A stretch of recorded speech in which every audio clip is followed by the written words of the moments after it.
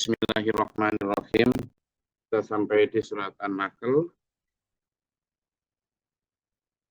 ayat ke-50.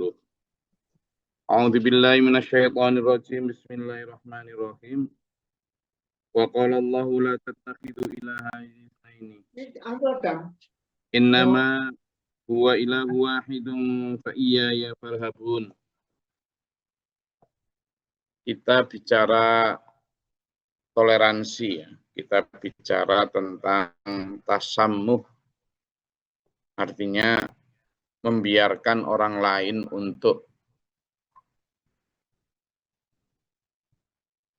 menggunakan atau melaksanakan kepercayaan mereka masing-masing. Itu tidak boleh diartikan bahwa kita membenarkan kepercayaan orang di luar kepercayaan kita. Ya. Jadi makna tasamuh atau toleransi itu bukan berarti kemudian kita membenarkan, kita hanya membiarkan. Toleransi itu dari kata tolerate. Dalam bahasa Latin itu artinya membiarkan. Jadi dalam konteks ketauhidan juga begitu. Kita tidak boleh kemudian membenarkan, tidak boleh. Toleransi itu hanya dalam konteks membiarkan. Ya sudah, kalau tak ajak untuk bertauhid tidak mau, ya sudah. Kamu dengan agamamu, aku dengan agamaku. Kamu dengan kepercayaanmu, aku dengan kepercayaanku. Kita juga tidak boleh menghina Tuhan-Tuhan yang mereka percaya. Dalam konteks ketauhidan, teologi keislaman, kita diajarkan oleh Allah dan memang begitulah faktanya. Tuhan kita itu Allah yang Maha Esa. Tidak dua, tidak tiga, tidak diperanakan, dan tidak beranak. Jelas itu. Di situ kita tidak boleh bertenggang rasa, misalnya, oh dia juga benar, kita juga benar. Tidak ada konsep kayak gitu tuh keliru. Jadi toleransi yang kayak gitu itu kebablasan. Semua agama benar, ya enggak dong. Itulah. Kalau agama tertentu menganggap bahwa Tuhan beranak, ya kita tidak boleh membenarkan lalu mengatakan semua agama benar. Kita dalam konteks bertoleransi, itu artinya tidak mengganggu, tidak menghina, tidak mendiskriminasi, tidak mencaci, begitu. Tapi tidak boleh kemudian kita juga membenarkan. Lah nanti kalau kita juga membenarkan konsep itu, berarti kita sedang tidak membenarkan konsep kita dong. Konsep ketauhidan bahwa Allah Maha Esa itu tidak bisa diganggu-gugat sedikit pun. Tidak bisa. Tidak bisa digeser atau didiskusikan, tidak boleh. Jadi ada hal-hal yang sifatnya qat'i, mabni, tidak boleh didiskusikan sama sekali. Dan ada konsep yang boleh didiskusikan. Hal-hal yang sifatnya duniawi, gimana sih cara bangun rumah? Mau pondasi dulu atau pakai model cakarayam atau apa? Boleh didiskusikan, silakan. Kata Nabi, antum a'lamu bi umuri dunyakum. Kalian lebih tahu tentang bagaimana cara seperti itu. Cara bertani. Oh, enaknya cara bertani itu kalau pupuk itu dipakai kayak gini. Modelnya itu pupuk disiramkan itu pada hari kesekian setelah tanam. Tidak apa-apa itu didiskusikan, silahkan. Mau dengan cara pakai, tidak peduli dia umat Kristen, umat Hindu, Buddha, Katolik, Konghucu, aliran kepercayaan, tidak apa-apa, bisa bekerja sama, belajar bersama dalam hal itu. Cara meluncurkan roket ke angkasa, silahkan, monggo. Toleransikan dalam artinya ketika kita bicara tentang itu disilakan. Tapi kalau bicara tentang tauhid, bicara tentang teologi keislaman yang sifatnya usuluddin, usuliyah, hal-hal pokok dalam hal agama, tidak boleh kita kemudian bertenggang rasa, oh yes Tuhanku, bagi aku Tuhan Maha Esa, kalau kamu bagi kamu Tuhan itu beranak pinak, tidak apa-apa sama benarnya, tidak boleh. Makanya penegasan-penegasan seperti ayat 51 ini, ya kan? Itu qala Allahu la tattakhidhu ilahaini itsnaini, sudah jelas. Allah berfirman, jangan engkau menjadikan atau menuhankan Tuhan itu jadi 2, jadi 3, jadi 4. Tidak ada itu. Tidak ada. Tuhan itu jelas. Innama huwa ilahu wahid. Innama huwa ilahu wahid. Sudah. Kalimatnya, dialah Tuhan yang Maha Esa. Berarti kalau yang Maha Esa, laisa kamitslihi syai'. Tidak ada yang serupa dengannya. Tidak ada. Mukhallafatun lil hawadits. Jadi Allah qiyamuhu bi nafsihi, banyak dari sifat-sifat Allah yang mandiri, berdiri sendiri, tidak membutuhkan siapapun, berbeda dengan makhluknya, ya, dan tidak ada yang serupa dengannya. Penegasan itu jelas ya. Qul, katakanlah, kan gitu. Katakanlah itu kan berarti deklarasikan, proklamasikan, umumkan, tegaskan. Gitu. Kalau sudah bicara itu tidak boleh ada diskusi tentang sebenarnya Allah itu esa enggak sih? Enggak boleh. Buat kita ya, di iman kita, di kepercayaan kita, tidak bisa. Maka kita sangat toleran di dalam beragama ini. Tapi dalam hal apa? Tidak semua bisa negosiasikan atau bisa disandingkan. Kalau urusan tauhid tidak bisa, maaf, gitu kan. Termasuk hal-hal syar'i, misalnya tentang pernikahan beda agama. Islam yang jelas mengajarkan kalau laki-laki Muslim boleh menikahi ahlul kitab perempuan, ahlul kitabnya.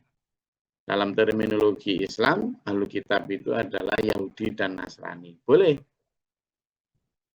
Jadi lelaki Muslim menikahi perempuan non-Muslim, tapi non-Muslim yang Yahudi dan kalau perempuan Muslimnya itu bukan ahli kitab, non-Muslim tapi bukan ahli kitab, ateis atau musyrik atau apa, maka tidak bisa. Dia harus dinikahi hatta yu'minna. Sampai dia menjadi orang beriman atau Islam. Nah, aturan-aturan semacam itu juga tidak bisa diutak-atik lagi. Jadi, ada sebagian orang atau kelompok yang menginginkan perubahan-perubahan dalam hal agama ini dengan alibi bahwa agama ini tidak saklek, tidak kaku. Ya, saya sepakat. Agama ini tidak saklek, tidak kaku. Dalam konteks apa? Strategi dakwahnya. Dalam konteks apa? Cara penyampaiannya. Dalam konteks apa? Media yang dipakai untuk menyampaikannya. Lalu yang kedua, dalam konteks apa? Hal-hal yang bisa didiskusikan. Misalnya tentang fikih-fikih kontemporer, ya itu bisa. Misalnya kayak di zaman dulu kan pernikahan itu nggak ada itu apa ya, ada harus misalnya ke KUA, kan nggak ada. Tapi boleh, baik itu. Baik kenapa? Untuk tertib administrasi, untuk maslahah mursalahnya. Boleh didiskusikan dalam hal itu, kita tidak boleh kaku. Memang sebaiknya dicatatkan. Meskipun itu bukan syarat sah secara agama, tapi syarat secara negara. Bagus. Apa itu? Meskipun zaman dulu zaman Nabi maupun zaman para imam mazhab tidak ada dicatat-catatkan gitu, tidak ada. Tapi itu baik Nah, dalam hal itu kita tidak boleh kaku. Tapi ada hal lain yang bukan kaku istilahnya, tapi kita harus konsisten karena itu memang tidak membuka ruang untuk berdebat. Misalnya tentang tutup aurat. Menutup aurat itu karena hadis-hadisnya juga terang jelas, muhkamat, qot'i, demikian pula Qur'annya, hadisnya bahkan sahih. Ya, derajat kesahihannya juga tinggi. Ya sudah, tidak bisa kita negosiasikan. Jadi terutama yang paling tidak bisa kita negosiasikan adalah tentang kalimat tauhid. Jadi kalau kita lihat di surat Al-Ikhlas ya, Al-Ikhlas coba dibuka bersama. Di situ kan jelas banget itu ya, di akhir dalam mushaf ini sebelum surat Al-Falaq dan sebelum surat An-Nas itu. Di sana jelas bahwa a'udzubillahi minasyaitonirrajim, qul katakanlah. Kalimatnya kayak gitu. Berarti kan tegaskanlah, coba kita pelajari bersama ya. Sesuatu yang hampir seluruh umat muslim hafal. Karena surat ini itu surat paling pendek. Malah banyak imam yang belakang kalau ngimami. Qul huwaile. Kan gitu. Qul huwai. Kayak seolah-olah surat ini itu surat yang paling ringan, paling enteng. Padahal surat inilah yang paling berat bobotnya. Karena dia bicara hal paling pokok dalam hal agama. Apa? Tentang ketauhidan. Ya kan? Ini kayak surat yang paling ringan. Hanya 4 ayat. Gitu kan? Hanya 4 ayat dan pendek-pendek semua. Sehingga kalau dibaca nggak sampai sekian detik kan. A'udzubillahi minasyaitonirrajim. Katakanlah Muhammad. Nah, ini kan tegaskanlah. Tidak hanya sekedar proklamasikan atau ikrarkan, tapi declare di depan semua orang. Umumkan. Wallahu ahad, dialah Allah yang Maha Esa. Apa selain Maha Esa? Keesaan Allah itu membuat Allah tidak butuh siapapun. Bahkan Allah lah yang mencukupi kebutuhan segala makhluk. Allahus Samad, Allah lah tempat meminta segala sesuatu. Nah, kenapa Allah menegaskan tentang As-Samad? Supaya kita semua tidak meminta kepada selain Allah. Tidak meminta kepada patung, tidak meminta kepada pohon-pohon sakral, tidak meminta kepada benda-benda yang dikeramatkan, tidak. Tidak pula kamu butuh wasilah dalam bentuk benda-benda untuk menuju Allah. Langsung Allahus Samad. Allah yang memenuhi segala kebutuhan makhluk, tempat kamu meminta. Itu penegasan juga supaya kita itu lebih dekat kepada Allah. Ud'uni astajib lakum. Kamu berdoalah kepadaku, mintalah kepadaku, aku yang akan mengabulkan kamu. Kenapa tidak penting wasilah dalam bentuk benda-benda? Ya karena kita supaya tidak terdistract kayak orang-orang dahulu yang katanya ketika membuat patung di Mekah itu, kami tidak menyembah patung, kami hanya menjadikan patung itu sebagai perantara biar kami lebih khusyuk kepada Allah. Itu.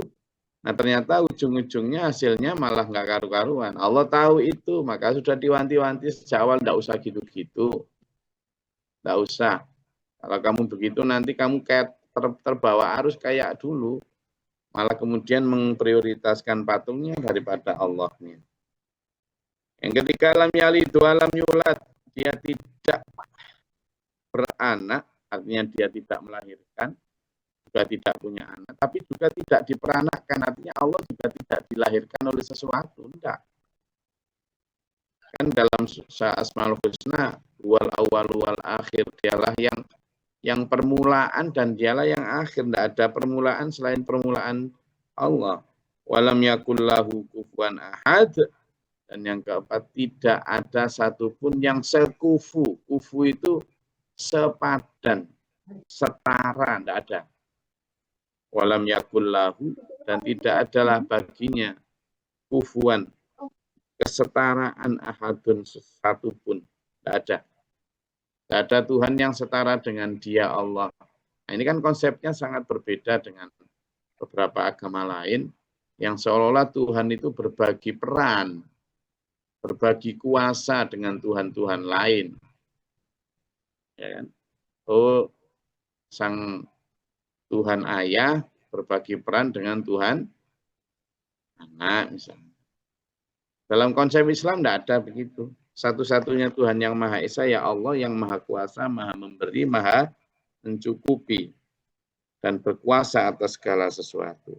Maka fa'iyya ya farhabun, kata Allah ayat 51 surat An-Nahl ini, hanya kepada kulah kata Allah, kamu semua takut dan taat. Walahu ma fis samawati wa ma fil ardi, walahu ma fis samawati wal ardi.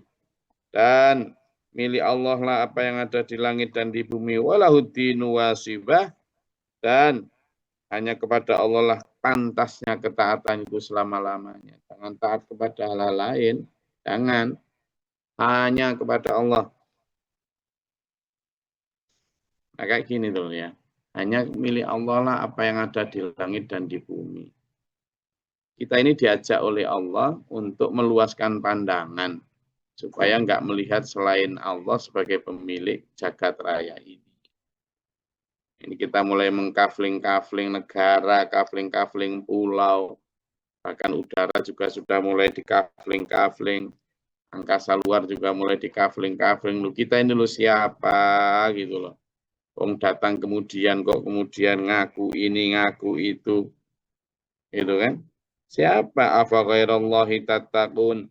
Apakah ada selain Allah kamu itu takut? Wa ma bikum min ni'matin faminallah. Dan apa yang ada padamu itu hanyalah dari Allah. Hanya dari Allah. Sampean punya harta 1 miliar, 2 miliar dikasih siapa? Jangan pikir itu karena kehebatan dan kerajinan usaha sampean. Tidak banyak orang yang jauh lebih rajin dari sampean, tapi tidak diberi harta sebanyak sampean. Banyak orang yang strategi bisnisnya sudah luar biasa. Nyoba berkali-kali, tapi ya tetap nggak berhasil banyak. Tapi banyak pula sebaliknya orang yang ya dia berbisnisnya biasa-biasa saja, nggak ngoyo-ngoyo amat, berhasil sukses, duitnya banyak yang kayak gitu. Gitu. Nah ini menunjukkan bahwa kita itu hanya diperintah Allah untuk berupaya keras yang menentukan hasil Allah. Kenapa kita penting untuk begitu? Supaya kita tidak sombong, tidak jumawa ketika kita berhasil. Sebaliknya supaya kita tidak putus asa ketika gagal.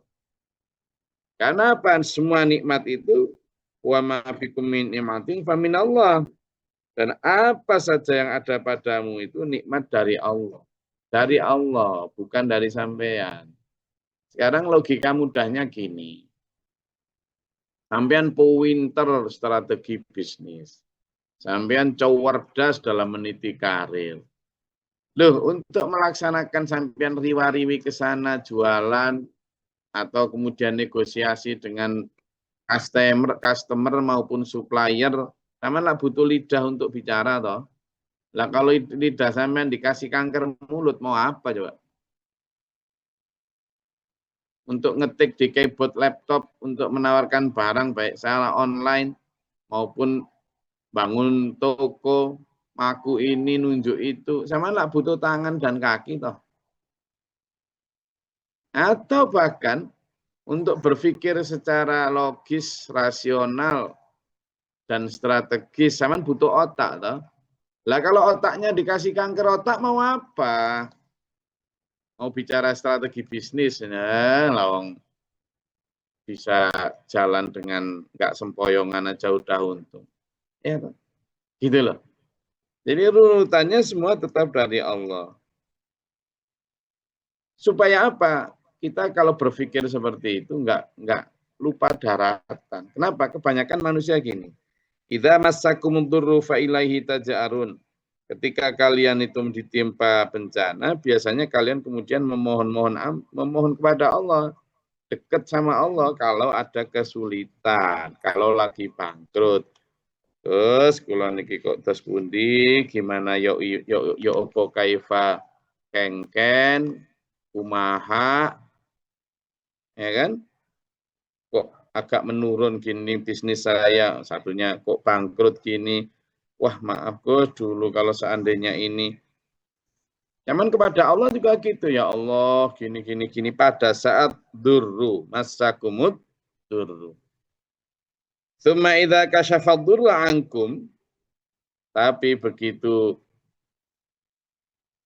kesulitan itu dilepas oleh Allah dari kita, atau ketika kesulitan itu belum datang, ketika masih jaya, masih kaya, masih sukses, masih sehat, masih kuat, masih menjabat di birokrat, idza fariqum minkum bi rabbihim yusyrikun, sebagian dari sampean semua kata Allah itu lupa, malah kemudian menyekutukan Allah dengan hal lain. Gimana menyekutukan Allah dengan hal lain? Ibu ngurusi pabriknya sampai sholat duhur lo keteteran. Itu berarti mensekutukan Allah dengan pabrik. Ibu dengan laptopnya sampai nggak sholat subuh. Itu berarti mensekutukan Allah dengan laptop, apalagi dengan HP. Itu lihat.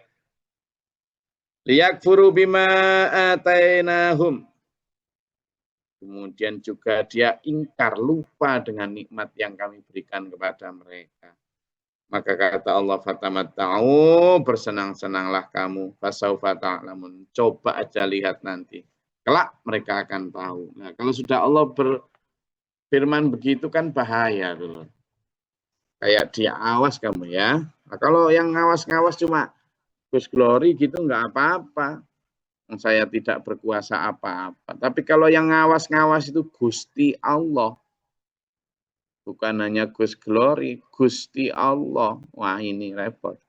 Karena Allah yang maha kuasa. Jangan sampai kita menjadi orang yang berada di posisi di awas-awas sama Allah. Berarti posisi kita sudah danger itu. Posisi kita itu sudah critical itu. Ya. Tapi orang enggak ngerasa loh, Dulur. Kalau posisinya itu danger, bahaya, posisinya itu sudah kritikal, sudah kritis, itu enggak ngerasa, hidupnya biasa-biasa saja, kerja ya tetap dapat laba, juga dapat gaji biasa, ya sehat walafiat, kan enggak ada bahayanya apa. Padahal bahaya di sini di mata Allah. Kalau kamu mensekutukan Allah dengan hal-hal benda-benda tadi, kalau kamu lupa bersyukur, kalau kamu merasa bahwa kehebatan, kekayaan, kesuksesan karena kamu sendiri, kalau kamu kemudian karena itu melupakan Allah dan agama, itu bahaya. Sayangnya manusia nggak tahu bahayanya. Ya sama kayak anak kecil gitu. Kecil, anak umur 2 tahun, megang pisau atau wajam. Nak, bahaya itu, bahaya, jangan gitu. La tatakhidu ya. Bawa tanah apa sih? Mama papa ini mbak ini ganggu aja. Gak tahu bahaya. Bukan pisaunya itu tidak bermanfaat, tapi banyak anak bayi yang tidak tahu cara menggunakannya dan lebih banyak mudorot atau negatifnya kalau dia yang pegang. Manusia juga begitu. Dalam hal duniawi ini. Diingatkan, waduh cerewet banget sih. Gitu. Nah ini ayo hati-hati ya. Oke, silakan kalau ada yang mau ditanyakan atau disampaikan, silakan.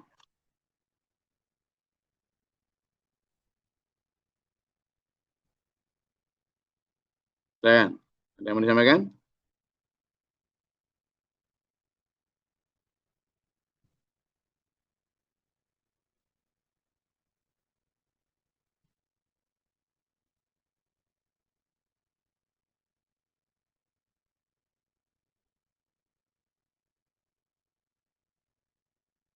Enggak? Baik yang berkaitan dengan ayat ini maupun dengan persoalan lain, monggo.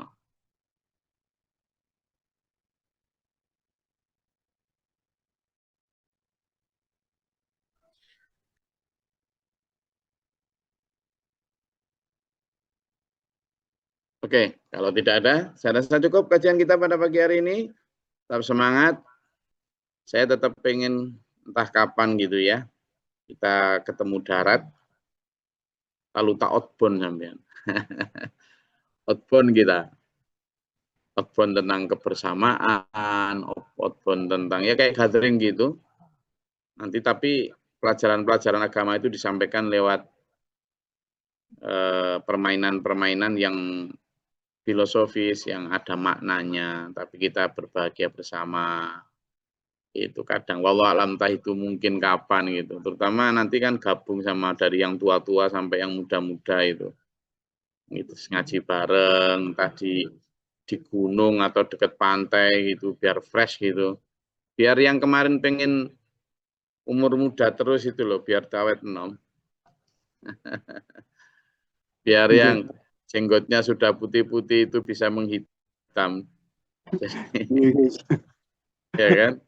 Oh, nanti kapan-kapan mudah-mudahan Allah mengizinkan itu. Saya tetap pengen itu bareng-bareng ketemu bareng gimana itu diinisiasi. Apa Mas Adi? Mojokerto. Mojokerto, yo dume parekam BDE ya. Loh. Kalau lihat lokasi yang luas, misalnya di tempat-tempat yang bumi perkemahan atau tempat outbound yang dingin gitu kan, pikiran sama ini banyak panasnya tuh. Sehingga wallah alam nanti kapan itu dikabulkan Allah, tapi yang jelas itu menjadi satu rencana yang mudah-mudahan. Ya, tapi yang jelas kita tetap semangat meskipun kita masih sebatas lewat Zoom, tapi tidak mengurangi kiroh kita. Semoga Allah mengampuni dosa-dosa kita, menjaga dari serangan dajjal dan menyelamatkan kita, jasmani kita, rohani kita, dunia akhirat kita, bidunya wal akhirat. Amin. Allahumma sholli wa sallim barik. Allahumma fir lil mu'minin wal mu'minat wal muslimat al ahya. Allahumma hdina fi man hadayt wa afina fi man afayt wa lana fi man tawallayt wa barik lana fi ma atait wa qina syarra ma qadayt. Amin. Waalaikum warahmatullahi wabarakatuh. Allahumma dafa'na al-bara wal wara wa amin.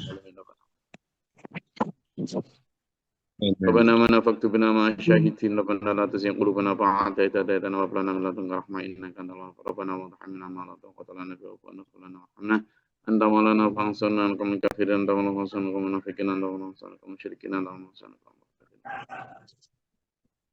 anta maulana fansurna al kafirin anta maulana fansurna al hasidin anta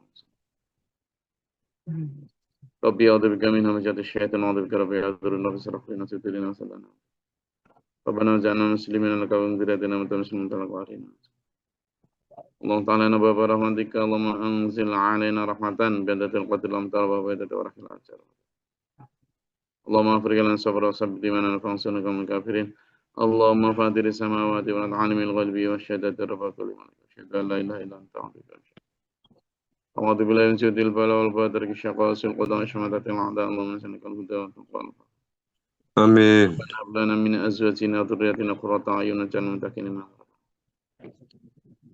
ربنا آتنا في الدنيا حسنة وفي الآخرة حسنة وقنا عذاب النار واغفر لي ولأخي ولوالدتي ولذريتنا. ربنا تقبل دعاء إنك أنت السميع العليم يا الله بذات الصدور المسؤول من الباطن والله كل شيء. سبحان ربك رب العزة عما يصفون وسلام على المرسلين. Assalamualaikum warahmatullahi wabarakatuh. Waalaikumsalam warahmatullahi wabarakatuh. Allahumma rahamna bil Qur'an